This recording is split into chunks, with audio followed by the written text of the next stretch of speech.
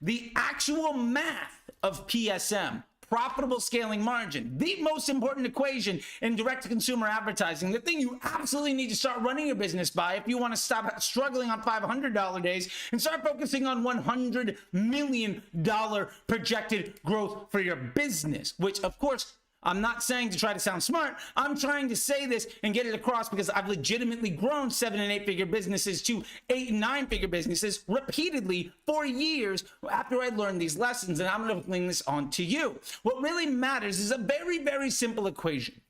Lifetime value divided by the sum of cost per acquisition and the cost for the goods sold. And what this really means is, what is the lifetime value of that overall transaction? On average, how many of your transactions are new? What is the value of that customer? Now, we can get into actual customer growth and acquisition here in just a second, but let me break this down for you. For instance, if I know the lifetime value of my customer is $150 on average, and the CPA of my product, maybe it costs me $50 to sell that product. And maybe that product itself costs me, let's say, $50 to make. Now, the PSM would say, I've got a 50% opportunity. I've got a 1.5 PSM. However, let's say the AOV of that product is $30. Well, now our ROAS is less than 1. Now, clearly, we need to burn the villages and completely abandon things because the ROAS is less than 1, even though we're going to make 50 cents on every dollar that we spend. See where I'm getting at? ROAS is actually a useless metric if growing a business is your objective. If you want to boost your ego as a marketer, hey, focus on extraordinarily myopic figures that have nothing to do with business growth and lack complete context, and you'll make it to an entry-level position somewhere. And if you're a really good salesperson, you too can be responsible for the lack of growth of other businesses. Now, here's what we really want to be focusing on. How do we make that equation better? That is where we get really interesting. Now, you heard me say before, how many times is somebody likely to buy? Let's say this. Let's say 80% of sales are coming from new customers. And let's also say maybe 20% of customers buy a second or a third time. Great. What product, when we sell, are they more likely to come back and buy? Or better put, what is the best thing to sell to somebody to make them like the brand and want to come back and give us more opportunities to extract more money from them while giving them value as a customer of our business? That is where we actually have to focus, because ROAS, again, loses the context of understanding what your hero products really need to be. PSM says, you're promoting 5 products. 4 of them are a liability to your growth. If you focus on this one product, where the average person that buys that product is more likely to come back and buy 3 more times. Now, maybe they buy a $50 product and their lifetime value is $150 because they're more likely to buy a $20 thing, a $30 thing, whatever. But that means you got 3 more chances to improve the AOV of every additional purchase. Now, say you're able to increase the AOV of those additional purchases by 10, 20, 50%. Now the LTV of that customer is going to $160, $180, maybe $200. How much money are you willing to lose on the first transaction if you know the average customer is worth $200? Let's use that same math. If it costs me $50 to make a sale and that product costs me $50, how much money do I need to make on that initial sale if I know that customer ultimately is worth $200? Well, the honest truth is, I don't really need to make a penny. I could hand out $100 bills all day long, and I would gladly do it if I know on average every $100 bill that I hand out comes back with one of its friends that looks exactly the same. If the lifetime value is $200, all I then need to do is focus on the products and offerings that are most likely to bring me that continuous customer journey that will ultimately most likely give me the chance to improve the LTV.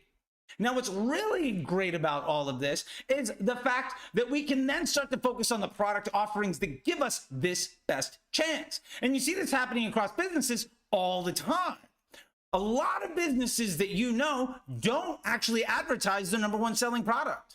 Do you really think that Nike's best-selling product is the Jordans? Do they sell more Jordans than anything else? No. Does Chevy sell more Corvettes than anything else? No. Does McDonald's sell more Big Macs than anything else? No.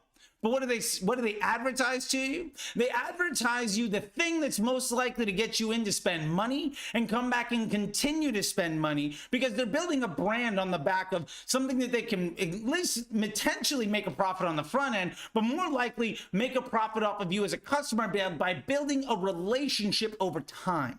And this is what's ultimately the most important thing, the development of a relationship over time that you can ultimately make a profit on, and what you can most realistically continue to sell over time. So what we really need to focus in on here is what products are giving us the best PSM. What products have the best profitable scaling margin? Now, it's not just which products have a profitable scaling margin of 3 or 4. Maybe the best thing is the profitable scaling margin of 1.1, but I can sell 10 times of them, 10 times more of those. If I can sell more of the product with a lower PSM, that might be a good thing. Maybe the product with a PSM of 1.1, meaning that the LTV is just 10% more than the acquisition, that's a better choice because I can sell that thing for 15 bucks. Now, if I can sell 1,000 of them for $15, that's at 10% profit. That's actually a lot better than selling 10 things at $100 at a 50% profit, for plenty of reasons. Most importantly, cash flow. Second, opportunity for continued growth. So what we're really getting down to when focusing on PSM is ultimately what's the best offer for the business model and what we're capable of doing. Now, when this comes down to Facebook ads, what this really means for us is what is the best opportunity for us to send our money out to multiply in the most effective way with the highest level of confidence that gives us the most opportunistic chance over the customer journey to improve the AOV across multiple purchases and ultimately grow the LTV. And what's the thing we can afford to do often enough to use machine learning to our benefit? Now, those are incredibly important questions, and you will see businesses address these in very many different ways. Now, the businesses that I see that go from ad agency to ad agency to ad agency and say they can't make things work is they go for the products with the highest ROAS and try to sell them, and that's great. But if you can't sell more than 10 things a day and your profit margin on that is, say, 20% after sales, I mean, that's great. Don't get me wrong. You're making 10 sales at a 20%. But if you could sell 50 things at, say, a 5%, but you could do that every single day and improve cash flow and ultimately grow your business by 3 to 5% a month, isn't that a lot better? Because by the end of the year, you might be sitting at a 6 to 10 times larger business. And that's the real thing that we have to be focusing on here. Do you want your Facebook ad report to look good, or do you want to grow a business based on simple business fundamentals around things like projectable outcomes, cash flow, and ultimately business model? Now, I get into a lot of conversations with other quote unquote expert Facebook marketers, and the vast majority of them are really good at salesmanship, getting you to trust them, and potentially hacking the way to get a decent ROAS on Facebook, especially if your business is so good you don't need them. But again, that doesn't mean anything, because I would much rather acquire 100 customers a day at a lower profit margin at a lower LTV multiplier over what I'm ultimately get, a lower PSM.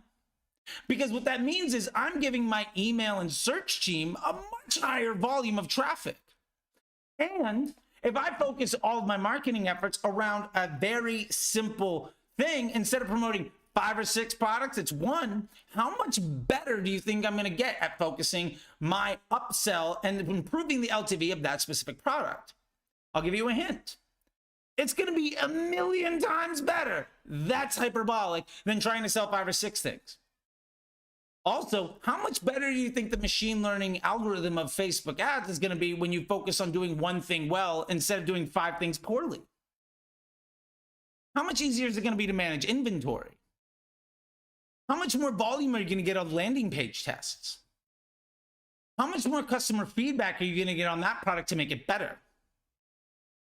These are things that really matter. And if you can focus on, well, all I need to do is find out this is the best thing that I can get the highest volume on that improves cash flow for my business.